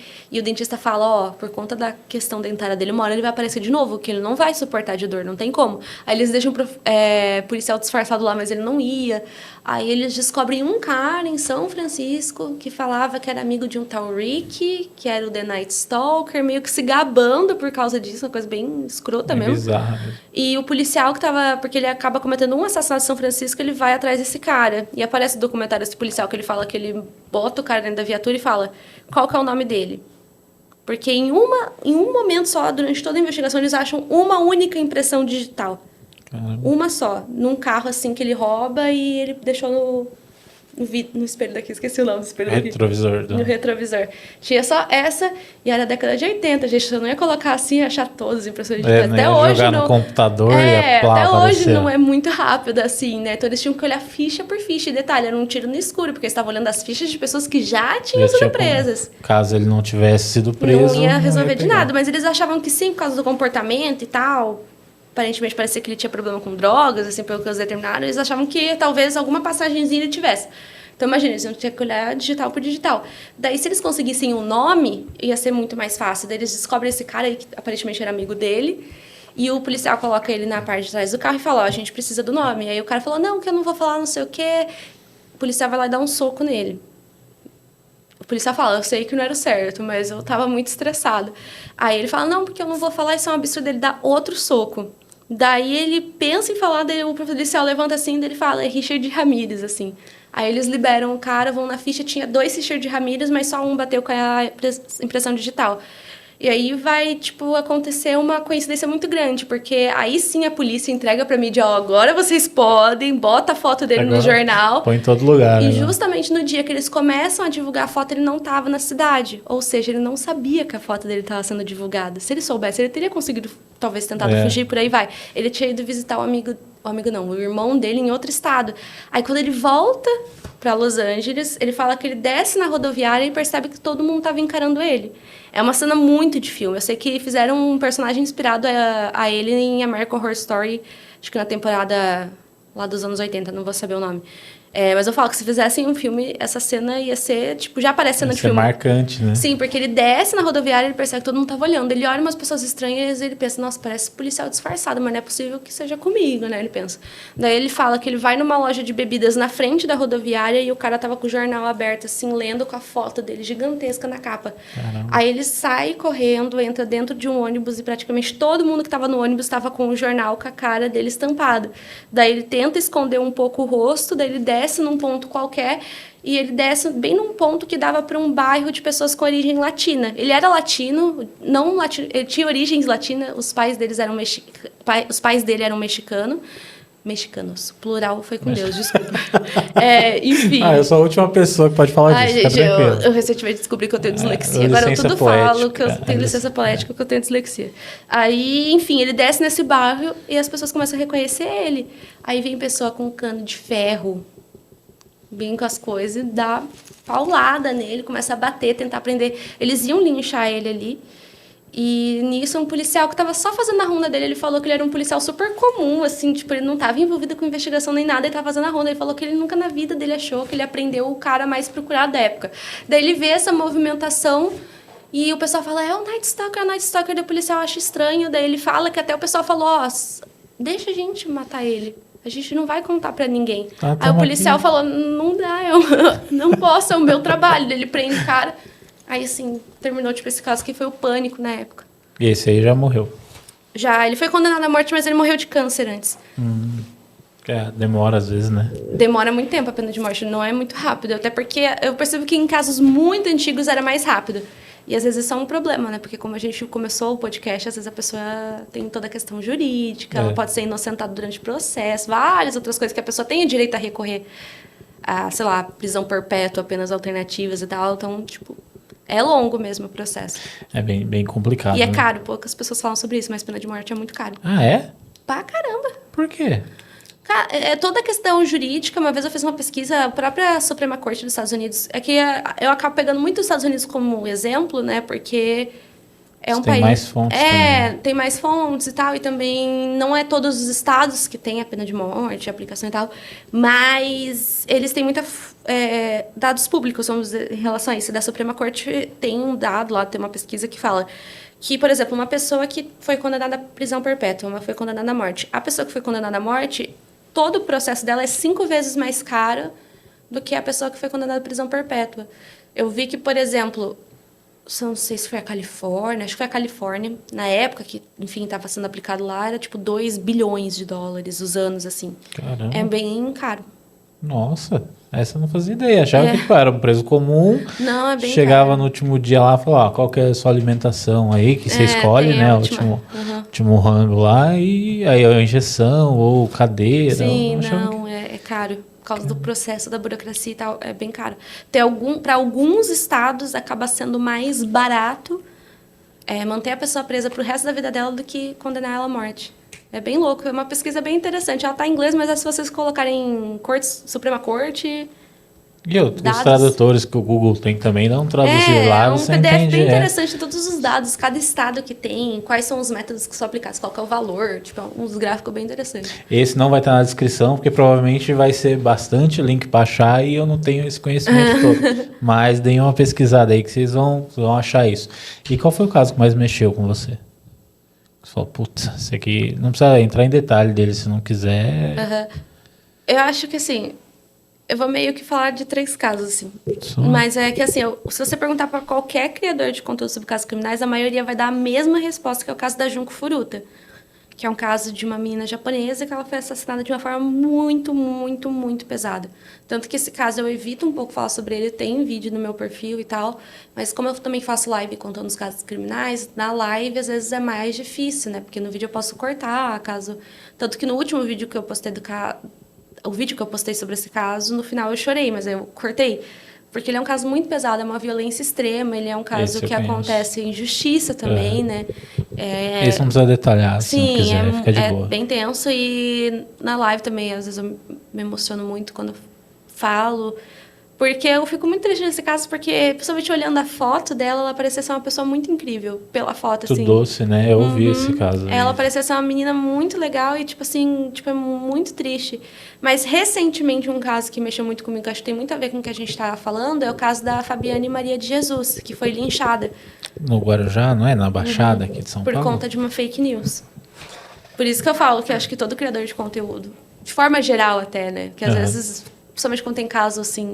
que está muito na mídia, os criadores que não são de true crime acabam tentando entrar no hype, não tem como dizer que não, é bem por causa disso, e acaba falando sobre esses assuntos. Que também tem as trends desses casos. Tem. Por exemplo, quando estava tendo Lázaro, aqueles massacres que aconteceram esse ano, vários criadores que tipo, não são do true crime estavam falando, né? Então, depois eu vou pedir para você dar uma resumida nesse caso da moça, que teve teve uma tentativa de massacre numa escola aqui em São Paulo esse ano, né? Nossa. Que matou a professora e tal, e não sei o quê. Esse caso, eu tava na rua, ó, como que são as coisas? Eu tava levando meu filho pra escola. Essa tentativa de massacre, que o menino esfaqueou um monte de gente, ou tentou esfaquear um monte de gente e matou a professora, aconteceu a 1 quilômetro da escola do meu filho. Eu tava levando meu filho pra escola, e no caminho que eu tava levando pra ir pra escola, assim, tem uma avenida principal que corta ali, que é a Francisco Morato, quem é de São Paulo, da Zona Sul, Zona Oeste, vai saber onde é, e a escolinha do meu filho é numa esquina. Se você andar 1 quilômetro pra frente e dobrar a esquina, é a escola que aconteceu. Eu tava levando meu filho pra escola e começou a passar um monte de viatura por mim, assim. Foi de manhã cedo também. Começou a passar um monte de viatura, eu não entendi, mas como sempre acontece alguma coisa por ali, falei, beleza, vai que vai. Parei na escola, voltei pra casa, normalmente eu já chego em casa e vou editar vídeo, não fico olhando nada, mas me chamou a atenção, porque foi muita viatura. Liguei a televisão, 1 quilômetro da escola do meu filho, tudo quanto era reportagem na porta. Sim. Cara, não foi comigo, não aconteceu nada, ficou tudo bem com a gente, assim, mas minha vontade era sair de lá e buscar meu filho e falar, não, vamos pra casa. Imagino quem tava passando ali pela situação, tá ligado? Sim. Tipo, os pais dos alunos vendo aquilo tudo acontecer, e me assustou muito aquilo. Mas isso que aconteceu, muitos pais, né, ficaram preocupados, né, porque, enfim, tem toda uma questão de massacres escolares, como é o comportamento desse tipo de criminoso e tal, e realmente é uma coisa bem tensa. Então, eu lembro que a gente tem um grupo dos pais no WhatsApp, e a gente começou a debater entre nós melhorias que a gente podia fazer para a escola. Sim. Câmera, isso, aquilo outro, para tentar evitar o máximo possível que tenha alguma coisa dessas, assim, sabe? Só não teve nada a ver com a gente, mas só de ser uma coisa muito próxima, foi um desespero maluco, assim, Sim. cara. Então, foda isso. E aí a gente teve o caso da moça no Guarujá, como que é o nome dela? Fabiane Maria de Jesus. Que foi o Linchada. estopim do caso dela? Por que aconteceu isso? Uma página no Facebook, na época, acho que foi 2013 que aconteceu esse caso, então o Facebook ainda era a principal rede, né? Acaba pegando o retrato de um retrato falado de uma mulher que tinha sido presa no Rio de Janeiro, já estava presa. Tipo, já tinha sido resolvido o caso, pegam um retrato falado dela e começam a usar aquele retrato falado para falar que aquela mulher era uma sequestradora de crianças que estava solta na região. E, obviamente, isso gera muitos compartilhamentos, a página acaba fazendo mais posts sobre isso, com o retrato falado dessa mulher, falando que ela era... Acho que chegou até a falar que ela era uma bruxa, que sequestrava criança. Aqui em São Paulo rolou muito assunto, eu lembro desse caso, de que ela era envolvida com bruxaria, Isso. magia negra, e usava as crianças para fazer ritual. Isso, foi bem isso. E daí uma outra pessoa pega o retrato falado, pega uma foto de uma outra mulher que também não tinha nada a ver com o assunto, não tinha sequestradora de crianças. Acho que isso é bem importante. Não tinha. Não era nada, não tinha. Era nada. Teve um caso no Rio de Janeiro de um outro crime que a mulher foi presa e usava. E nem, eu acho que, se eu não me engano, a mulher nem era. Nem era esse o crime, foi tipo uma fake news, assim, gigantesca. Aí uma outra pessoa pega o mesmo retrato falado e bota a foto de uma outra mulher, que era uma mulher que morava ali, imagina só. Era uma mulher que morava ali na região, mas ela já tinha se mudado, ela também não tinha nada a ver, mas ela pega a foto daquela pessoa com informação zero e fala, essa é a possível foto da sequestradora de criança, não sei o quê.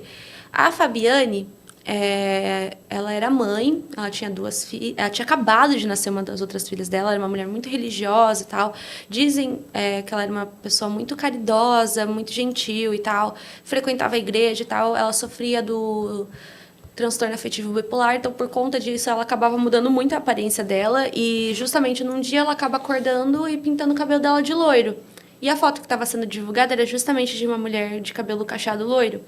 Aí é muito triste, porque acontece uma série de coincidências para um lado ruim. Ela vai para igreja pegar a Bíblia dela que ela tinha esquecido. E o que acontece? A Bíblia dela tinha uma capa que era diferente, não era uma capa de Bíblia tradicional. Ela estava passeando de bicicleta e tal, ela compra banana, ela vai e senta na frente de um bar para pegar uma água, e nisso ela vê uma criança sentada na rua. Ela achou que aquela criança era uma criança que estava sozinha e que também estava, sei lá, passando necessidade, por aí vai. Ela vai lá e oferece uma banana para aquela criança e tal, começa a conversar com ela, mas, tipo, inocentemente. Os familiares dela falam que era uma coisa que ela sempre fazia, tipo, ajudar as outras pessoas. Ela faz isso e a mãe daquela criança vê e tava rolando essa fake news, já associa absolutamente Associou. tudo. E nisso as pessoas começam a cercar ela. Tipo, foi tudo assim, entre aspas, meio rápido, assim, que começou o fervo, vamos dizer assim. E nisso um homem pergunta pra ela onde tá as crianças. E ela achou que o cara tava perguntando das filhas dela. E ela falou, elas estão em casa. E nisso as pessoas começam a linchar ela. Foi uma coisa muito triste, foi gravado, que eu acho que é o pior. Várias pessoas gravaram e xingaram. Tipo, é um caso muito pesado. E eu lembro que mexeu muito comigo, porque nessa época eu tava fazendo... Tava tendo Linha Direta, teve o episódio do Linha Direta que voltou esse ano sobre o caso, e eu tava fazendo a divulgação do programa, né? Então, eu tinha um combinado lá que toda sexta-feira eu ia soltar o vídeo do caso que teve aquela semana. E o que aconteceu? Eu lembro que eu terminou o episódio, foi um episódio tão marcante, assim, pra mim, que eu terminei tremendo. E com muito, tipo, desesperado, assim, me sentindo muito mal. Eu lembro que atacou minha ansiedade e tal, enfim, tem essas questões. E eu lembro que, tipo, eu falei, eu vou ter que gravar agora, logo em seguida. Eu não quero, tipo, dormir e gravar amanhã e ter que lembrar disso de novo. Daí eu lembro que eu sentei, assim, eu fazia o roteiro tremendo, assim, porque eu tava muito nervosa. Foi uma coisa que mexeu muito comigo. Ainda mais porque no programa teve o depoimento da filha e tal. E isso foi uma coisa que me deu muita sensibilidade, né? Pensar tudo que ela passou, tudo, como que ficou com os familiares e tal. Tipo, foi uma questão, assim, foi um caso que me machucou muito por dentro. Aí eu lembro que eu gravei, assim, foi muito difícil pra mim, porque me emocionei muito, foi uma coisa que marcou muito mesmo. É muito pesado, né? E os vídeos, o pessoal postava no Facebook, Tá nem tinha no aí. Facebook Eu acho isso o um vídeo, desrespeito assim, tão sabe? grande. Eu acho, não tem necessidade nenhuma. Eu tava conversando com a Nina Maluf, que ela faz tanatopraxia, ela prepara corpo para velório, ela dá cursos e tal. E o tanto de gente que foi logo depois que saíram os vídeos ou fotos da Marília Mendonça. E falou, meu, pessoal, isso é crime. É tipificado como crime, mas não tem uma pena para isso. Então, ela está lutando agora com abaixo-assinado para fazer que seja um crime, que seja cumprida a lei de fato, assim. E as pessoas têm um prazer de, tipo... eu falei para ela, tem um grupo no WhatsApp que a gente conversa coisas aleatórias, grupo que tem humorista, apresentadores, é a galera aleatória, e chega nesses grupos, assim, sem ninguém pedir, o pessoal posta link e chega em todo canto, sabe? Tipo, é uma falta de respeito que se as pessoas soubessem o crime que é isso, acho que elas pensariam um pouquinho antes de fazer. Né? E uma coisa é que internet, o pessoal acha que é uma terra sem lei mesmo, né? Infelizmente, às vezes parece que é mesmo, mas... Acontece muito, porque às vezes eu tô contando um caso e por aí vai, aí eu acabo mencionando que teve vídeo ou foto, porque é relevante ser dito isso durante a explicação do caso. Se você abre os comentários, sempre vai ter um ou dois Alguém perguntando. tem link? Aí eu, nossa, já briguei mesmo, cacei briga. Falei, gente, isso é desrespeitoso. Eu sempre falo, né? Que às vezes tem pessoas que comentam no meu vídeo, mas esse caso nem é pesado que você contou. Eu falo, porque não foi com você, nem com quem você ama. Se fosse na tua família. Se fosse na tua família com você. Talvez teria sido diferente a sensação que você tem, porque eu acho muito desrespeitoso. Eu falo, por mais que seja realmente a sua opinião, não precisa falar isso, eu acho, sabe? Eu acho que é uma coisa muito insensível. É o bom senso, né, cara? A sensibilidade. E eu percebo, particularmente, isso acontece muito em perfis que eu olho e dá pra ver que é uma criança. Sabe, eu não sei se a pessoa quer se pagar de fria calculista, não sei. Desde pequena, aquela revolta. Blinders, não sei, uma coisa aquela assim. revolta dos adolescentes. Mas eu tento explicar, gente, isso não é uma coisa legal de ser dita, não é uma coisa assim que vai te trazer alguma vantagem, vamos dizer assim, não é que nem eu falei, é insensível e ponto final. Eles não têm a dimensão do quanto é, né? Porque não. Normalmente as pessoas não viveram nada pesado, não viveram muitos lutos na vida para saber o peso que é. E aí você vê a situação, a pessoa quer ver, ela quer ter curiosidade e não sei o quê. E eu vejo que tem muita gente que às vezes comenta nesses vídeos e fala assim, eu tenho os vídeos, eu tenho as fotos, quem quiser me chama. E tem muito like, assim, sabe? Tem. Eu geralmente apago o comentário que daí eu pago para todo mundo, justamente para evitar esse tipo de coisa. Às vezes, alguns casos eu já deixo... Dá pra deixar, principalmente em live, algumas palavras-chave, justamente pra não aparecer, sabe? Eu já deixo meio que programado, assim. Tem alguns casos que eu sei que se eu contar vai dar problema. Sempre dá, Sempre sabe? dá, né? Tem alguns que eu sei que dá. E eu acho que um problema é que as pessoas, às vezes, esquecem que não é uma história. Não é uma historinha, uma lendinha. Não é uma fic, né? Não é uma fic. Não é uma fanfic. É uma história real. E eu acho que às vezes a criação excessiva disso faz com que as pessoas esqueçam que são pessoas reais, né? Isso, inclusive, foi uma das reflexões que eu fiz nos últimos tempos, né? Então, hoje em dia, quando eu conto o caso, somente em live, assim, que eu tenho mais tempo, ou no podcast que eu tenho mais tempo para falar do que no vídeo do TikTok, não dá para explicar tudo em 10, acho que o máximo agora é 10 minutos, 10 mas geralmente eu minutos. posto 4, 5. Você pode fazer as máximo. séries agora, né? Pode. Eu sempre tento pontuar que são pessoas reais, sabe? E o pessoal, às vezes, não faz essa assimilação, parece. Acho que é historinha. A pessoa acha que aconteceu lá, não sei aonde, a pessoa não tem essa sensibilidade. Eu lembro quando eu era pequenininho, eu comecei a ouvir essas histórias com Eli Correia. Passava no rádio, minha mãe se amarrava nessas histórias. Algumas eram mentira e tal, mas eram muito assustadoras, Sim. assim, sabe? E a gente tava falando das creepypastas, antes de a gente terminar aqui. Você lembra alguma que te marcou, assim, que eu vejo... As creepypastas, tira uma dúvida pra mim. São só histórias fic ou tem as reais também? Porque eu lembro que na época, quando eu tava da adolescência pro adulto, era quando bombavam as histórias de Deep Web. Tem muita coisa que é fic, tem muita coisa que é real. Então, creepypasta engloba tudo. Não, é que assim, tem muita coisa... A maioria das creepypastas tem a intenção de ser uma história ficcional, um filme de terror que surge na internet. Pelo menos é assim que eu entendo desse assunto. E acaba levando Mas o pessoal... tem, tipo, algumas histórias assim que a gente ouve, histórias da Deep Web, tem algumas coisas assim que são reais e tem outras que talvez seja uma grande fic mesmo, sabe? Não tem muito bem como saber. É um caso que acho que até a gente já falou aqui, que foi um caso que surgiu na Deep Web, mas era um caso real, que a gente contou aqui com a Mayara. Foi do canibal de Rotemburgo. Sim, o Do Armin Meiwes. Eu achei essa história bizarra do começo ao fim, assim. Embora tenha tido consentimento dos dois lados, é uma história... Inclusive, foi um julgamento difícil, justamente por conta dessa coisa do consentimento, né? Sim, eu tava comentando que o cara ele ameaçou processar a banda de rock, que é o Rammstein, que é uma banda que eu gosto até. E ele, cara, eu achei um absurdo. Eu vendo de fora, obviamente, Sim. né? Eu falei, mano, é um absurdo. O cara é um canibal e ele quer processar uma banda porque fez uma música zoando ele, tá ligado? Se eu não me engano, chegaram a pedir autorização pra ele se podia fazer documentário. Ele negou e tal, porque hoje em dia ele fala que ele, tipo, não quer falar sobre esse assunto e tal. Tanto que hoje em dia ele é vegetariano, né? Ele é vegetariano. Isso me quebra muito. E também ele ajuda, não sei de que forma, mas eu vi que ele ajuda também a polícia a tentar identificar outros casos de canibalismo, né? Ele falava nos fóruns lá, quando ele foi preso, que tinha 800 canibais na Alemanha. E na Alemanha, não sei porquê, mas realmente tem muito caso de canibal. Não sei porquê. Muitos dos casos, assim, principalmente os que eu falei que eu gosto de pesquisar, muitos casos mais antigos, tem muito caso de canibal lá, não sei porquê. É um preconceito meu ou realmente esses casos que acontecem mais da Europa para o leste europeu são casos mais bizarros, assim, de pesados, de canibal, de... Eu não sei, eu tenho a impressão que isso tem em todo lugar, É? sabe? Mas eu percebo, assim, não sei porque tem muitos canibais conhecidos na Alemanha, especificamente. Pode ser que tenha a ver com o negócio dos fóruns da Deep Web também, que contam muita história daqueles dois moleques do martelo também. E é sempre alguma coisa do leste europeu e o pessoal já associa eles como meio... Sim, mas também, violentos, tipo assim, os meus seguidores, geralmente, eles falam que é na Ásia, eles acham, né? A Ásia, no caso, priorizando preferencialmente China, Japão e que a Ásia pra galera é a Ásia é enorme, a Ásia é desse tamanho pra galera ali, né? A Ásia é o maior continente do mundo. Sim, então vai falando principalmente desses casos, assim.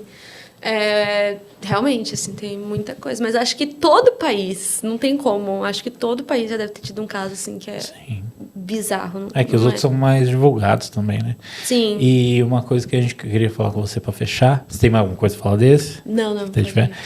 Como que você trabalha a questão da saúde mental para isso? Porque não é uma coisa leve, né? Eu tava falando antes da gente começar, até com sua mãe aqui, que quando eu comecei a acompanhar você, eu acompanho bastante tempo, logo depois foi uma fase que você tava mais... Vou chamar de bad vibe, mas por causa da vibe mesmo, não que você tava, né? Mas você estava mais animada, assim, e é um processo, né? Sim. Então, quando eu, como humorista, se me xingam numa piada, se eu não tiver num dia bom, eu fico mal.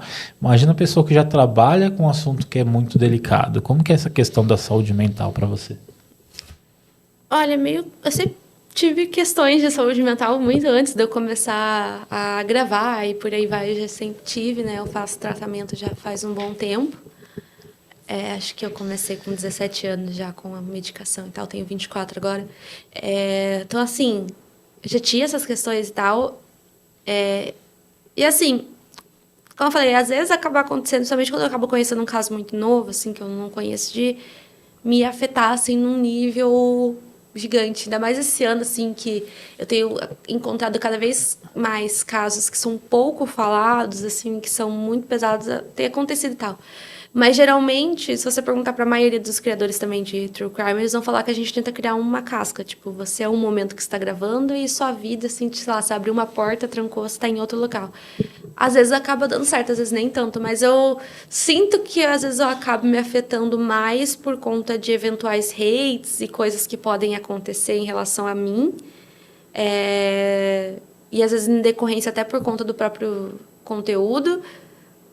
Às vezes acaba sendo que acaba meio que mais cutucando na ferida, mas geralmente o que eu sempre falo, terapia, né? Acho que é muito difícil.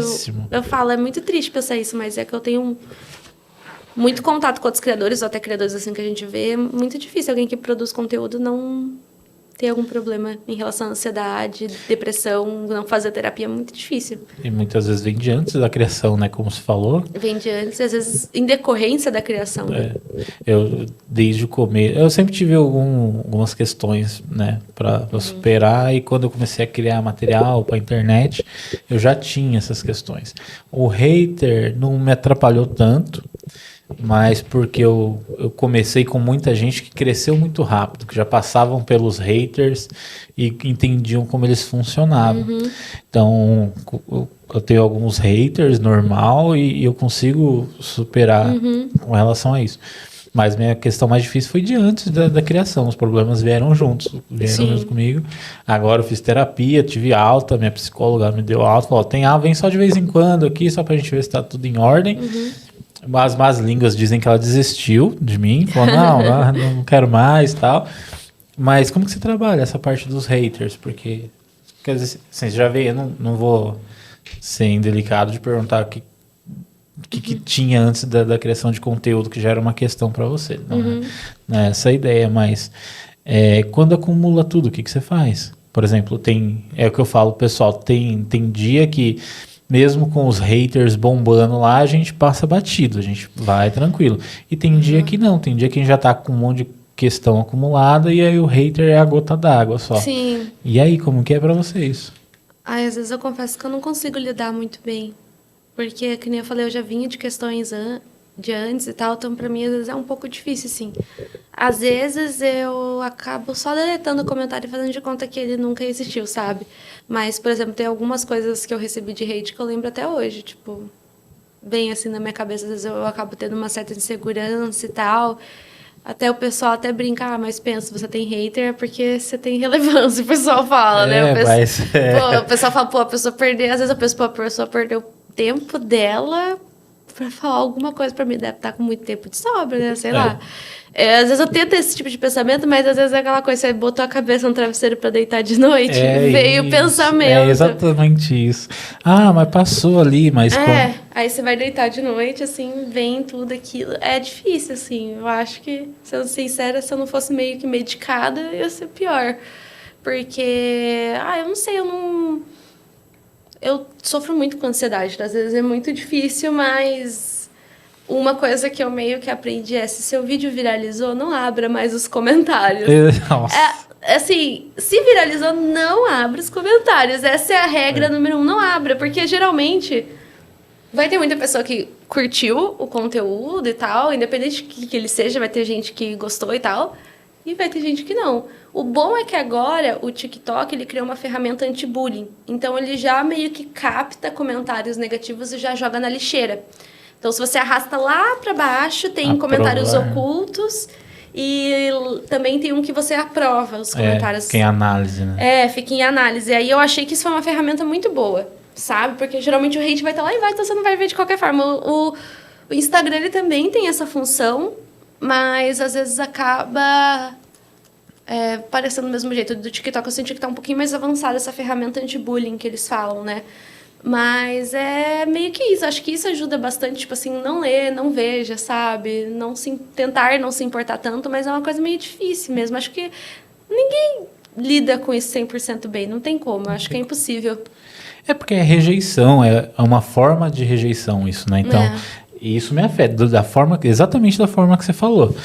Às vezes eu entendo que se é uma pessoa que só joga ódio por jogar ódio, só tem umas questões com o vídeo em si, tudo bem pra mim. Aquele ali eu tiro de letra, vou lá, eu debocho, eu brinco e tal. Mas se é alguma coisa que toca na minha ferida, e aí raramente, é muito raro de eu excluir algum comentário. Mas quando eu desligo, assim, que eu deixo o celular de canto, eu paro, eu vou tomar banho pensando naquele comentário, eu cozinho, né? Meu hobby é cozinhar. Pra passar meu ódio, assim, eu cozinho com ódio, porque eu falo, eu tenho que ter essa terapia aqui faço a melhor comida que eu consigo e ainda continuo com ódio. Eu vou deitar bravo, incomodado, e eu fico remoendo muito aquilo, até que eu durmo, no outro dia eu acordo um pouco melhor, passou minha raiva, assim. Mas é muito... As pessoas não têm noção de como que é criar conteúdo, de como que é... Porque a pessoa que gosta... É uma vitrine, né? Muitas vezes seu vídeo viraliza porque ele é muito bom e todo mundo gostou demais. E aí, só que a pessoa que gosta, ela vai lá e curte o vídeo. Ela não deixa... É difícil ela gostar tanto a ponto de deixar um comentário.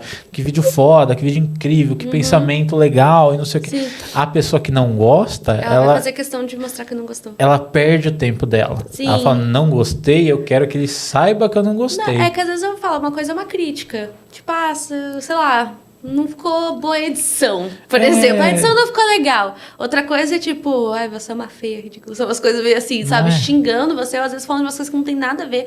Outra coisa que acontece muito, principalmente por causa do conteúdo que eu faço, é a pessoa não entender o que eu quis dizer. E, tipo, tirar do contexto, sabe? E o que já aconteceu bastante, assim, coisas assim que, tipo, me atacou minha ansiedade muito forte, sabe? Que eu pensei... E se outras pessoas tiverem essa impressão se também? Todo mundo acha isso, né? Mas às vezes eu percebo que tipo, é uma coisa daquela pessoa, sabe? Tipo, já aconteceu umas coisas bem intensas em relação a isso, mas... E tem o hater que é fã também, né? Tem o hater que ele tá lá todos os vídeos. E todo vídeo ele vai achar uma coisa. E é isso que você falou. Se a pessoa... geralmente eu bloqueio, que daí não se preocupa mais. Se a pessoa vai lá e fala, olha, eu acho que essas informações não são corretas, ou eu acho que esse vídeo não ficou tão... Beleza, não tem problema.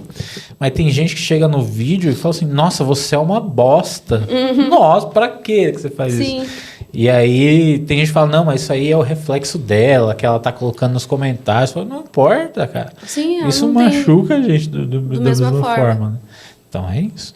E Marisa, muito obrigado pela sua presença de coração. Ó, mãe, obrigado pela sua presença também. Parabéns, sua filha é uma mulher incrível, de verdade. Sigo já há bastante tempo mesmo. E, nossa, é um prazer aqui estar com você na minha frente, de todo o coração mesmo. Deixe seus recados aqui na câmera 3, onde que a gente encontra a Marisa, quais são os seus futuros projetos, desabafa a sua vida aí, fica à vontade. Pessoal, se vocês foram com a minha cara, o meu @ é Lady from Stars, acho que vai estar em algum lugar escrito ou na descrição. Eu tenho um podcast também, o meu podcast ele é mais clássico, ele é só de áudio. Ele está disponível em todas as plataformas de áudio, Spotify, Deezer, por aí vai. Chama Apenas um Podcast. Tem vários casos, acho que a gente já está com mais de 80 episódios lá, então tem bastante coisa. Todas as minhas redes sociais é tudo Lady from Stars. Estamos lá no YouTube, no Instagram, no TikTok, no Quai também, para quem usa Quai, tá lá também. E é isso, acho que é isso. As minhas redes são essas. Então é isso, sigam lá, os links estarão aqui na descrição. Se você usa o Quai, muda pro TikTok, pelo amor de Deus, que é essa rede do ódio. Tô brincando, eu sou muito grato ao que o Quai me proporcionou, me ajudou. E os vídeos daqui estarão lá no Quai também. Sigam lá nas redes sociais. Você falou que tem um canal no YouTube também, você conta os casos inteiros também. Lá também? Tá meio parado o canal, mas já tem alguns vídeos de casos lá. Então, tem alguns vídeos mais longos. E outra coisa, só por curiosidade, assim, se você se interessou nas áreas que eu falei de linguística e fonética forense, eu tenho um TCC enorme sobre isso. Se você quiser saber mais, ler mais, ou dicas de leitura, pode me chamar no Instagram, principalmente, que geralmente eu respondo. Geralmente o pessoal pergunta muito livros e tal, eu sempre tem várias coisas de indicação lá e quem quiser ler meu TCC e saber mais sobre essa área, me manda lá que eu sempre mando os links para quem quiser ler. Tem os links certinho? Tem o link certinho, porque eu falo que conhecimento científico nunca é demais. Nunca é demais. Por favor, usem e abusem do conhecimento científico. Agora tem muitos canais muito bons sobre isso. Não sejam os doidos de terra plana, pelo amor de Deus. Sim. Não tô falando só da terra plana, tá? Várias coisas. Mas várias coisas que englobam, a gente coloca tudo como terra plana. Então o link, se você permitir, também estará na descrição do vídeo aqui no YouTube. E manda mensagem para ela que ela responde mesmo. A gente finíssima. E vale a pena conhecer o conteúdo dela. Muito obrigado de coração. Eu que agradeço, pessoal. Quando estiver em São Paulo, é sempre muito bem-vindo aqui. Obrigada. E é uma pena que a gente está acabando por causa do horário, porque daria para ficar horas e horas aqui conversando. Então é isso. Você que assistiu até aqui, muito obrigado pelo carinho da sua audiência, por estar até aqui até o final. Se você gostou do papo, deixa um like, deixa um comentário, diz o que você achou, se inscreve aqui no nosso canal. Se você quer ver o canal de cortes, só os melhores trechos de todas as conversas, primeiro link na descrição é o canal de cortes. Se você já está vendo pelo canal de cortes, o primeiro link é o do canal oficial. Sigam a gente também nas redes sociais adjacentes, Quai, TikTok, os vídeos também estarão no Reels do Instagram, Reels, Facebook, YouTube Shorts. É tudo Pagincast, os links estarão na descrição. Toda semana, ou quase toda semana, um episódio novo e todos os dias cortes nos canais. Então, dá uma olhada lá no TikTok, principalmente, que todo dia tem vídeo novo lá. Então é isso, até a próxima. Muito obrigado ao pessoal dos Estúdios Voz. Nós estamos na Sala Grafite. Se você tem um projeto de podcast, manda aqui para eles, entre em contato com o pessoal dos Estúdios Voz. Eles vão te chamar para conhecer o espaço. O preço muito bom, sempre tem algum preço promocional, alguma coisa assim. Vem aqui conhecer e já grava o seu episódio também. Beleza? Então é isso. Muito obrigado. Até a próxima. Valeu! Eu que agradeço. Espero que tenha sido bom.